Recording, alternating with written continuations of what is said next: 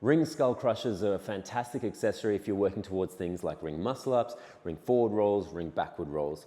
Now to set this up, I like to have the rings kind of below the hip height, and from there, it's very simple in terms of making it easier or harder. If I want to make it easier, I'm going to be more vertical and upright here. If I want to make it harder, I'll just step back and go lower and lower.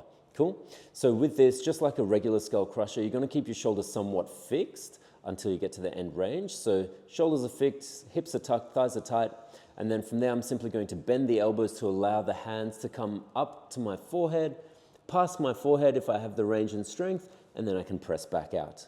And very simply, you'll just be doing this, trying to keep the elbows pointed forward, so not flaring them out like so.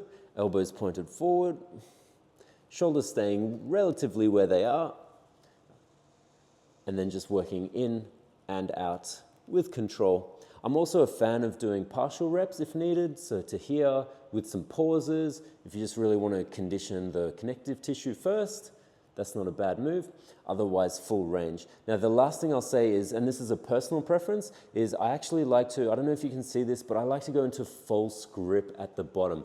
So notice here that my wrists are in flexion and I'm curling them in. This transfers really nicely to the other skills that I was talking about, the muscle ups and the forward and backward rolls, right? So we can condition that specific position a little bit with this as well. So if we look at false grip here, the wrist is curled over the top, elbow is flared down, and the wrist is bent to 90. As opposed to, I could do this by letting the wrist turn, but I feel personally, I feel stronger and better if I'm on false grip, and it has that extra benefit of the transfer to those other skills.